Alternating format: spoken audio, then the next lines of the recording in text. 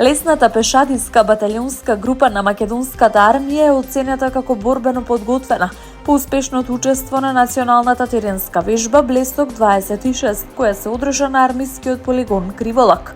Вежбата представува завршен дел од сеопфатен процес на оценување, спроведен според НАТО стандардите, при што единицата ги демонстрираше своите оперативни способности, високо ниво на обученост и целосна подготвеност за извршување на задачи во различни услови.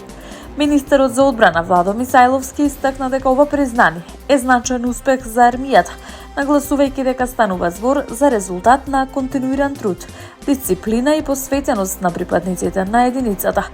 Според оценките, баталионската група успешно ги исполнила сите критериуми за интероперабилност со НАТО сојузниците, што представува важен чекор во заекнувањето на одбранбените капацитети на државата.